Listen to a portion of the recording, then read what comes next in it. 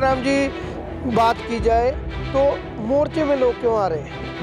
मोर्चे में लोग आने का कारण है कि जो मौके के हालात के देखते हुए जागरूकता और आंदोलन को जागरूक करना जरूरी है।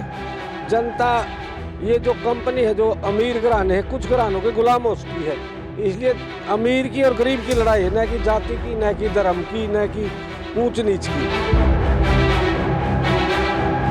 अब तो लोगों को जागरूक होना, समझदार होना और विचार के साथ, सत्य के साथ, माइक पकड़ने से पहले सत्य बोलना और फिर सिद्धांत और संविधान की बात करना ही एक बचाव का कारण है। इससे सिवाय मेरे को तो कोई नजर ही नहीं आ रहा। अगर आंदोलन की बात कर लें, आंदोलन में लोग क्यों आ रहे हैं? आंदोलन में तो मतलब जानकारी के अभाव के कारण हमको गुलाम किया जा रहा है हर एक तरीके से। जैसे हमारे पास मनस का बीज बचा नहीं, खेत का बीज बचा नहीं, पशु का बीज बचा नहीं, पर्यावरण बचा नहीं, प्रकृति बची नहीं, पानी बचा नहीं, हमारे पास बचा तो नहीं हमारा कुछ भी। आखिरकार खनौरी बार्डर ਅਤੇ शंभू बार्डर ਉੱਤੇ ਲੋਕ ਜਾ ਕਿਉਂ ਰਹੇ ਨੇ? ਕਿਹੜੀਆਂ ਮੰਗਾਂ ਨੇ? ਕਿ ਪੂਰੇ ਪੰਜਾਬ ਦੇ ਲੋਕਾਂ ਦੀ ਇੱਕੋ ਮੰਗ ਆ, ਜਾਂ ਫਿਰ ਕਿਸਾਨਾਂ ਦੀਆਂ ਅਲੱਗ ਨੇ, ਜਾਂ ਫਿਰ ਦੁਕਾਨਦਾਰਾਂ ਦੀਆਂ ਅਲੱਗ ਨੇ? ਕਿਉਂ ਆਖਿਰਕਾਰ ਇਸ ਮੋਰਚੇ ਦੇ ਵਿੱਚ ਵੱਧ ਚੜ੍ਹ ਕੇ, ਚਾਹੇ ਉਹ ਪੰਜਾਬ ਹੋਵੇ, ਹਰਿਆਣਾ ਹੋਵੇ, यूपी ਹੋਵੇ, ਰਾਜਸਥਾਨ ਹੋਵੇ, ਸਾਰੀਆਂ ਸਟੇਟਾਂ 'ਚੋਂ ਲੋਕ ਇਹਨਾਂ ਮੋਰਚਿਆਂ ਦੇ ਉੱਤੇ ਕਿਉਂ ਪਹੁੰਚ ਰਹੇ ਨੇ?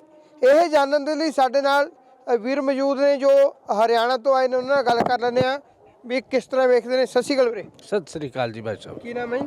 मेरा नाम लीलाराम खटकड़, प्रधान खटकड़ खाप। लीलाराम जी, बात की जाए तो मोर्चे में लोग क्यों आ रहे हैं? मोर्चे में लोग, आपके चैनल के माध्यम से सभी दर्शकों को मेरी तरफ से हाथ जोड़ के राम राम। मोर्चे में लोग आने का कारण है कि जो मौके के हालात के देखते हुए जागरूकता और आंदोलन को जागरूक करना जरूरी है। जनता, ये जो कंपनी है, जो अमीर घराने हैं, कुछ घरानों के गुलाम हो चुकी है। इसलिए अमीर की और गरीब की लड़ाई है, न कि जाति की, न कि धर्म की, न कि ऊंच नीच की। तो कुछ पूंजीपतियों के खिलाफ लड़ना है तो भगत सिंह ने भी कहा था कि जात पात और धर्म को छोड़कर पूंजीवाद के खिलाफ लड़ना पड़ेगा। कुछ पूंजीवाद ने हर एक तरीके से हमारा संग्रह किया गया है और गुलामी की तरफ धकेला गया है। तो आप किसी भी विषय में बात चाहोगे तो उस पर आगे चर्चा करो। हर एक तरीके से हम गुलाम हो चुके हैं। गुलामी बहुत नज़दीक से दिखाई दे रही है, इसमें कोई सोचने का टाइम भी नहीं। अब तो लोगों को जागरूक होना, समझदार होना और विचार के साथ, सत्य के साथ, माइक पकड़ने से पहले सत्य बोलना और फिर सिद्धांत और संविधान की बात करना ही एक बचाव का कारण है। इससे सिवाय मेरे को तो कोई नज़र ही नहीं आ रहा। अगर बात की जाए, आपने गुलामी और गुलामी की बात की है, अमीर गरीब की बात की है, गुलामी से बाहर कैसे निकला जाएगा? गुलामी से बाहर निकलेगा एक ही तरीका है जी, हर एक चीज़ की जानकारी होना। जैसे संविधान की जानकारी होना, जैसे नस्ल फसल की जानकारी होना, जैसे पर्यावरण की बात जानकारी होना, जैसे प्रकृति की जानकारी होना, जैसे नेचुरल तरीके से प्रकृति के साथ जुड़ा हुआ प्रकृति, जीव जंतु, हर एक चीज़ की जानकारी होना, जैसे धर्म की जानकारी, कीड़ी से लेकर हाथी तक सबका भला हो। ऐसे ऐसे सत्य को जानना जरूरी है, जानकारी होना जरूरी है। इससे इन चीज़ों से बाहर निकला जाएगा। जानकारी तो आपकी मान लेते हैं भी, सभी हर चीज़ की जानकारी होना जरूरी है। अगर आंदोलन की बात कर लें, आंदोलन में लोग क्यों आ रहे हैं? आंदोलन में तो मतलब जानकारी के अभाव के कारण हमको गुलाम किया जा रहा है हर एक तरीके से। जैसे हमारे पास मनस का बीज बचा नहीं, खेत का बीज बचा नहीं, पशु का बीज बचा नहीं, पर्यावरण बचा नहीं, प्रकृति बची नहीं, पानी बचा नहीं, हमारे पास बचा तो नहीं हमारा कुछ भी। हमारे पास हमारा किसी तरीके का धन नहीं बचा। हर एक चीज़ कंपनी के अधीन हो चुकी है। हमारी ज़मीन माता है तो कुछ भी चीज़ हमारे पास नहीं बची। जैसे आप यार जमा नज़दीक से देखो, जैसे हम काम करते, मजदूरी करते, शाम को पैसा लाते हैं, 10 रुपये इकट्ठा करते, उसको भी हमारे घर में रखने की हमारे को गुंजाइश नहीं है। वो भी कहते हैं कि फ़ोन में होगा या बैंक में होगा या नेट में होगा, यानी भारत सरकार के नहीं किसी और आदमी का अधीन होगा। उसका देना ना देना, चलाना ना चलाना, रोकना ना रोकना। और इससे गुलामी की क्या बात है? आप बताओ जी। हमारे बुजुर्गों को देखा होता, हमारा धन, धन किस चीज़ को कहते हैं? इंसान को धन कहते हैं, पशु को धन कहते हैं, जमीन को धन कहते हैं। आज नोट को धन कहे, उल्ट हो गया। उल्ट हो गया। नहीं समझे नहीं। हम किसी के रिश्ता नाता करने जाते तो पूछते थे, बोला इसका क्या धन है? बोला इसका जी 5 लड़के हैं, 5 बहू है, 10 पशु है, 4 बैल है, 20 गाय। ये धन होता था। और ये असली धन है, ये नोट धन नहीं है जी। जो आज की जनरेशन है, आज की पीढ़ी है, वो तो पैसे को ही धन मानती है। नहीं जी, उनको वो नहीं मानती जी। उनको तैयार किया गया, इस चीज़ के लिए मजबूर किया गया, वे नहीं मानते। उनको ऐसा दिखाया जाता है। आप समझो, जो प्राचीन टाइम से सदियों से कोयल जैसे मीठा बोल रही, काका जैसे आवाज में कड़वास है, तो इंसान पहले जैसा क्यों नहीं बोल रहा, ये भी सोचने की तो बात। उनने किसी ने अपनी वाणी नहीं छोड़ी। तो जो इंसान है वो प्रकृति पे आता है, वो आने के बाद सीखता है, और जो जीव जंतु है पर्यावरण वो आने से पहले सीख जाते।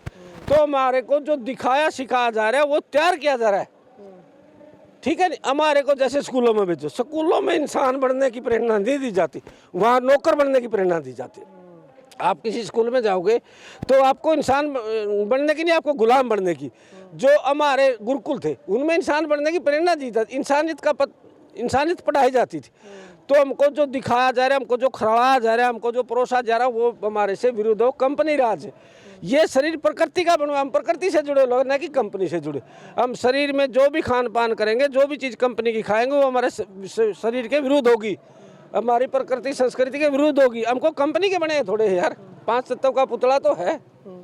तो इसलिए हमको इन बातों की जानकारी होनी जरूरी है, जब भी हम बच सकेंगे। मेरा तो पुरजोर निवेदन है आपके चैनल के माध्यम से सभी लोग जागरूक हो और इस कंपनी राज को समझो। कंपनी राज को समझने के लिए हर एक आदमी को त्याग करना पड़ेगा।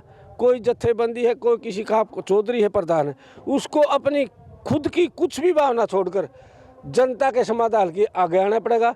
और जो लोग अपने आप को समझदार मानते हैं और घर बैठे हैं, उन्हीं के कारण कुछ लोग जो अपनी मनमानी करके लोगों को गुमराह कर रहे हैं। यानी कि आपके कहने की बात है, आंदोलन में आना पड़ेगा, घरों से बाहर निकलना पड़ेगा, आंदोलन में आना पड़ेगा सच्चाई के साथ। अगर फसल नस्ल बचानी है तो हमारे पास कुछ भी नहीं बचा। आप किस चीज़ के बारे में पूछो, मैं उसी चीज़ के बारे में बताने के लिए तैयार हूं। हमारे पास बचा क्या है? कुछ भी तो नहीं बचा। आप पूछो, क्या पूछोगे? नहीं, आप पूछो जी बिल्कुल। ਤੁਸੀਂ ਸੁਣਿਆ ਵੀਰ ਨੂੰ ਜੋ ਹਰਿਆਣੇ ਤੋਂ ਆਏ ਨੇ, ਉਹਨਾਂ ਦਾ ਕਹਿਣਾ ਕਿ ਨਾ ਤਾਂ ਸਾਡੇ ਕੋਲੇ ਫਸਲ ਬਚੀ ਹੈ ਤੇ ਨਾ ਹੀ ਨਸਲ ਬਚੀ ਹੈ। ਬੀਜ ਕਿਸੇ ਚੀਜ਼ ਦਾ ਨਹੀਂ, ਕੋਈ ਬੀਜ ਨਹੀਂ ਬਚਿਆ ਅਤੇ ਕੋਈ ਵੀ ਜੇਕਰ ਧਨ ਦੀ ਗੱਲ ਕੀਤੀ ਇਹਨਾਂ ਨੇ, ਅੱਜ ਕੱਲ੍ਹ ਦੇ ਜੋ ਨੌਜਵਾਨ ਪੀੜ੍ਹੀ ਉਹ ਪੈਸੇ ਨੂੰ ਧਨ ਮੰਨਦੀ ਆ, ਪਰ ਇਹਨਾਂ ਦਾ ਕਹਿਣਾ ਕਿ ਸਰੀਰ ਨੂੰ ਧਨ, ਜੋ ਪਰਿਵਾਰਕ ਮੈਂਬਰ ਹੁੰਦੇ ਨੇ ਉਹ ਧਨ ਹੁੰਦਾ, ਪਸ਼ੂ ਧਨ ਹੁੰਦਾ। ਪਹਿਲਾਂ ਵਾਲੇ ਜ਼ਮਾਨੇ ਦੇ ਵਿੱਚ ਜਦੋਂ ਧਨ ਪੁੱਛਿਆ ਜਾਂਦਾ ਸੀ, ਆਖਿਆ ਜਾਂਦਾ ਸੀ ਕਿ ਸਾਡੇ 10 ਬੇਟੇ ਨੇ, 2 ਬੇਟੀਆਂ ਨੇ, ਘਰ ਦੇ ਵਿੱਚ 12-13 ਮੈਂਬਰ ਆ ਅਤੇ 10 ਮੱਝਾਂ ਨੇ, 2 ਗਾਈਆਂ ਨੇ, ਇਸ ਨੂੰ ਧਨ ਆਖਿਆ ਜਾਂਦਾ ਸੀ। ਪਰ ਉੱਥੇ ਵੀਰ ਨੇ ਆਖਿਆ ਕਿ ਜੇਕਰ ਫਸਲ ਨਸਲ ਬਚਾਉਣੀ ਹੈ ਤਾਂ ਇਸ ਸੰਘਰਸ਼ ਦੇ ਵਿੱਚ ਵੱਧ ਚੜ੍ਹ ਕੇ ਸੱਚਾਈ ਦੇ ਨਾਲ ਹਿੱਸਾ ਲੈਣਾ ਪਊਗਾ। ਕੈਮਰਾਮੈਨ ਮਹਿੰਦਰ ਦੇ ਨਾਲ ਹਰਜੀਤ ਸਿੰਘ ਸਿੱਧੂ, ਸਾਂਝਾ TV, ਖਨੌਰੀ ਬਾਰਡਰ, ਸੰਗਰੂਰ।